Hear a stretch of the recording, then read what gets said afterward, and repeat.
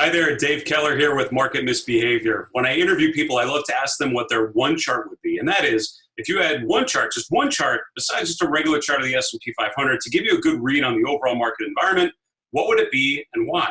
So here's my one chart for today.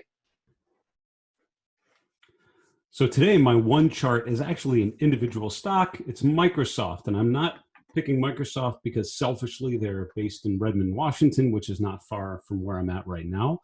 It's because the chart looks pretty decent and it has remained in a position of strength while other stocks have struggled. Looking here, we're looking at the price over the last year, we're looking at the RSI, and we're looking at the relative strength of Microsoft relative to the S&P 500 at the bottom. And the first thing that jumps off the page at me as I'm looking at this chart is that the relative strength has been accelerating and really just consistently up and to the right. So if you ignore the top couple panels and just look at the bottom, look at the relative strength, you wouldn't expect that the market has gone through all the turmoil that it has, because the relative strength of Microsoft has been pretty consistently positive. Now, in a lot of ways, the chart of Microsoft mirrors the chart of technology, the XLK as a whole, but I would argue that Microsoft in particular is one of the leading names here on a relative basis for sure, making new relative highs for the last year consistently, but especially in the last week, as a lot of stocks are struggling and struggling to outperform a little bit.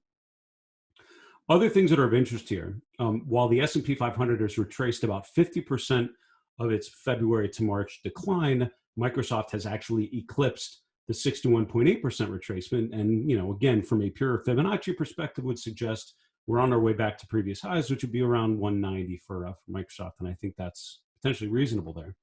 The RSI has broken above 60. And again, in a bearish phase, the RSI tends to fluctuate between oversold territory and it never really gets above 60. In a bullish phase, you'll see the RSI get overbought and rarely get below 40. So back here in the left half of the chart from mid to late 2019, it was consistently in that bullish range. Pullbacks were around 40 in an RSI.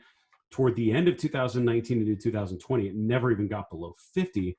That all changed, but as many stocks got oversold or extremely oversold, really beaten down here in late February, Microsoft pulled back, but never even became oversold. And again, the relative strength recovered very well. So it outperformed in the down phase, it outperformed in the up phase. And a stock like this that outperforms in both bull and bear phases, to me, suggests it should be sort of a core holding. It's the type of security, the type of chart that you could build a portfolio around and feel pretty good about something that's consistently able to outperform. So for me, I think a couple things. Microsoft appears to be sort of a poster child for this bull market this bear market rally, right? So, after the sell-off, after this bear market, what I would argue a counter trend rally, it doesn't appear to be a counter trend rally. If you look at the chart of Microsoft, it looks like just a healthy rally out of these lows. And so I think as long as this chart continues in a position of strength, I think you have to feel, not horrible about the overall market environment, potentially, more constructive than you might if you didn't see that Microsoft was doing that well. I think one of the reasons for that is because Microsoft, obviously one of the largest companies, one of the largest stocks in the world. So if this chart, if a chart of Microsoft looks this good, how bad can the world be around it, right? So what's happening now, and I think, question number two is Microsoft more and more of an outlier looking this attractive? So you have stocks like Microsoft, Netflix, Amazon, Newmont Mining, Regeneron. These are names that are just in real positions of strength, while the average stock is nowhere near its previous highs, not really outperforming. It's more sort of giving a skeptical, end of the bear market rally type of vibe.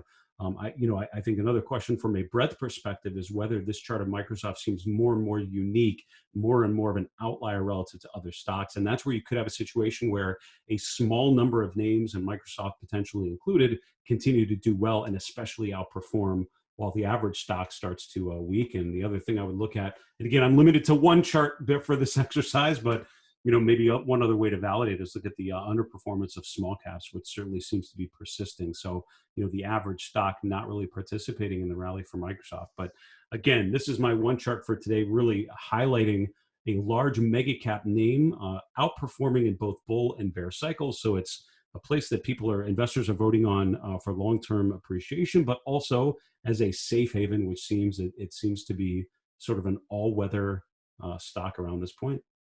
So that's my one chart for today, Microsoft. So this is Dave Keller with Market Misbehavior. Thanks so much for watching.